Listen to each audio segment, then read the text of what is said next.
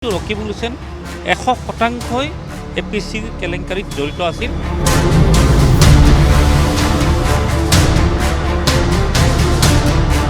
কোনো সংবাদ মাধ্যমত এপিএছচি কেলেংকাৰী ৰকিবুলৰ নাম অহা নাই।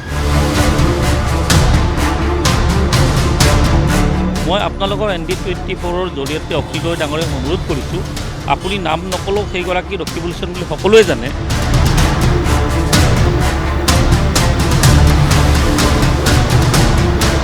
2012 চনৰ পৰা 16 চনলৈ যিমান নিযুক্তি হৈছিল যিকোনো বিভাগত প্ৰত্যেকটা বিভাগত ৰকিবুল হুছেইন জড়িত আছিল। যদি তদন্ত প্ৰক্ৰিয়া ভালদৰে কৰিব লাগে ৰকিবুল হুছেইনক প্ৰথম চুচুৰাই আনিব লাগিব। 12 চনৰ পৰা 16 চনলৈ প্ৰত্যেকটা চাকৰিৰ কেলেংকাৰী ৰকিবুল হুছেইন জড়িত।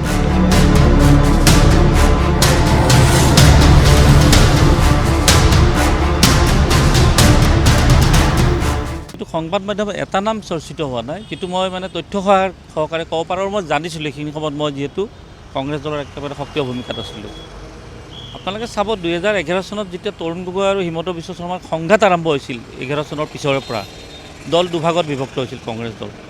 সেইখিনি সময়ত হিমন্ত বিশ্ব শৰ্মাৰ অধীনত থকা যিবোৰ বিভাগ আছিলে প্ৰত্যেকটা বিভাগৰ ফাইল মুখ্যমন্ত্ৰীৰ জৰিয়তে গৈছিল, তেওঁকো সিদ্ধান্ত ল'ব পৰা নাছিলে।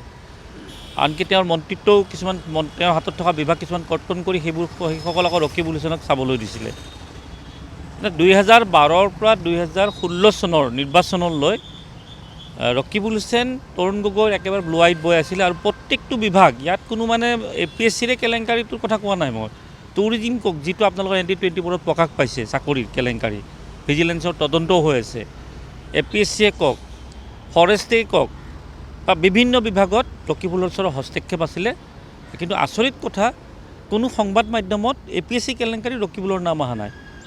ৰাকেশ পালৰ নাম আহিছে, অজন্তা নেগৰ নাম আহিছে, আৰু কাৰোবাৰ মুখ্যমন্ত্ৰীৰ নাম আহিছে, কাৰোবাৰ নাম আহিছে।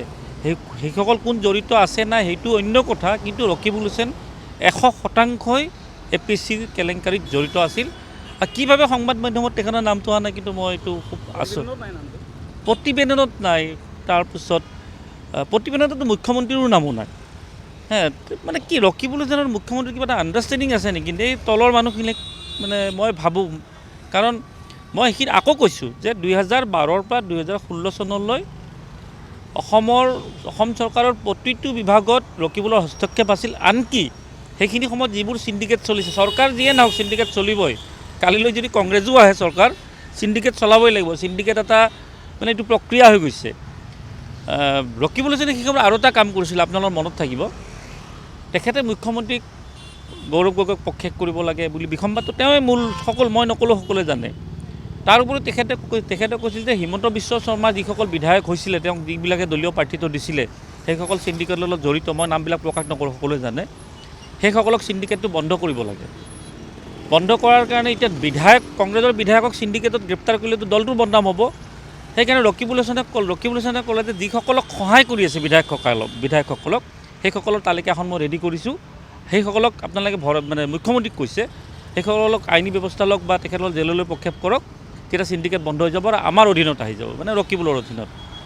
ইণ্টাৰেষ্টিং কথা, সেই তালিকাত ৰকিবুল হুছেইনে মোৰ নামটোও দি দিছিলে। মোক পাণবজাৰ থানাত CM ভিজিলেন্সৰ মানুহে মাতি লৈ যায়, SSP আনন্দ তিৱাৰী আছিলে, মোক সুধিছিলে। মই কৈছোঁ আপোনালোকে আচল চিণ্ডিকেট কৰাবিলাক ধৰক, দুলু আহমেদক চিণ্ডিকেটত সাঙুৰিব নালাগে।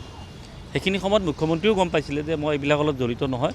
আকৌ DGPক নিৰ্দেশ দিছিলে যে দুলু আহমেদক এৰি দিব লাগে। মই ৰাজনীতিতে নাছিলোঁ তেতিয়া। 2011ত বঞ্চিত হোৱাৰ পাছত মই ৰাজনীতিৰ পৰা বাদেই দিলোঁ সম্পূৰ্ণ। মই তাকে ক'ব বিচাৰিছোঁ, যিগৰাকী ৰকিবুল হুছেইনৰ নিৰ্দেশত চিণ্ডিকেট চলিছিলে, চাকৰিৰ কেলেংকাৰী চলিছিলে, ফৰেষ্টৰ কেলেংকাৰী চাকৰিত চলিছিলে, টুৰিজিমত চলিছিলে, চব বিভাগত মুখ্যমন্ত্ৰীৰ ব্লু আইত বৈ আছিলে, এপিএছচিৰ চাকৰি কেলেংকাৰীত ৰকিবুল হুছেইনৰ নাম অহা নাই। আৰু যোৱাকালি মই বিধানসভাৰ অখিল গগৈৰ এটা মন্তব্য দেখিলোঁ। তেওঁ ক'লে যে আৰু এগৰাকী মন্ত্ৰী জড়িত আছে মুখ্যমন্ত্ৰীৰ লগত, মই নাম নকওঁ। মই আপোনালোকৰ ND24ৰ জৰিয়তে অখিল গগৈ ডাঙৰীয়াক অনুৰোধ কৰিছোঁ, আপুনি নাম নকলেও সেইগৰাকী ৰকিবুল হুছেইন বুলি সকলোৱে জানে। কিন্তু আপুনি যিহেতু সততাৰ ৰাজনীতি কৰি আছে, খুব সক্ৰিয়ভাৱে ৰাজনীতি কৰি আছে, আপুনি ৰকিবুল হুছেইনৰ নামটো আপোনাৰ মুখেৰে প্ৰকাশ পোৱাটো আমিও বিচাৰোঁ। কাৰণ এগৰাকী মন্ত্ৰী আছে, মই নাম নকওঁ, এইবোৰ কথা ক'লে অসমৰ ৰাইজৰ ওচৰত অখিল গগৈৰ ওপৰত সন্দেহ আহিব। কালি তেওঁ আৰু এটা ভাল কথা কৈছে যে এপিএছচি কেলেংকাৰীৰ সময়ত তেওঁ ৰাজনৈতিক কোনো সভাপতি নাছিলে, তেওঁ এটা দল কৃষক মুক্তি সংগ্ৰাম সমিতিৰ মুখ্য আছিলে। সেইখিনি সময়ত APSC কেলেংকাৰীত গাগ দিবলৈ কোনোবাই হয়তো তেওঁৰ জৰিয়তে 3 লাখ টকা দিছে, তেওঁ লোৱা নাই বুলি কৈছে বা তেওঁৰ কোনোবা জড়িত আছে বুলি ক'লে। তেওঁ এটা কথা ভাল কৈছে যে আপোনালোকৰ 3 লাখৰ পিছত লাগি আছে, অখিল গগৈৰ পিছত লাগি আছে। এইটো APSC কেলেংকাৰীটো 3-4 লাখৰ নহয়, এইটো 1000 কোটিৰ কেলেংকাৰী। আপোনালোকে আচল জেগাত ধৰক বুলি আপোনালোকে সংবাদ মাধ্যমক কৈছে। সেইকাৰণে তেখেতৰ কথাটো ঠিক আছে, তেখেত ৰাজনৈতিক দলত নাছিলে, কোনোবাই কৈছে এইটো আপুনি মাত পাতিব নালাগে, 3 লাখ টকা দিম, তেওঁতো লোৱা নাই। তেওঁতো কৈছে মোৰ নামো নাই তাতে, কমল মেধিৰ নাম আহিছে। তেওঁ কৈছে যে 3 লাখত ক'ত লাগি আছে, আপোনালোকে 1000 কোটি কেলেংকাৰীটোত লাগক, য'ত APSCত হৈছিলে।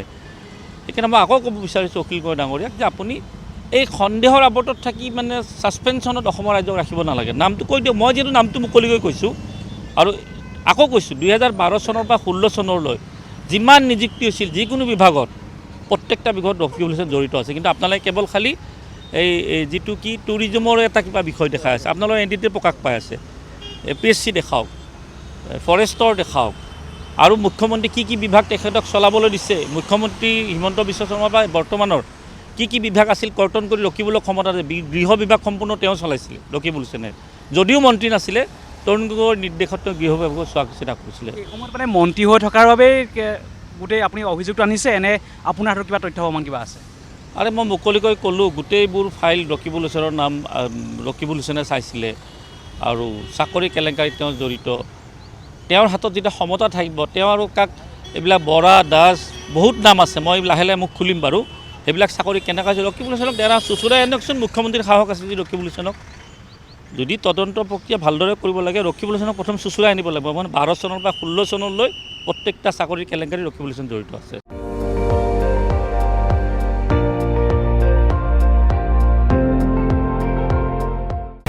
আপুনি চাই আছে ND24, সৰ্বশ্ৰেষ্ঠ নহয় সৰ্বোত্তমৰ দৌৰ।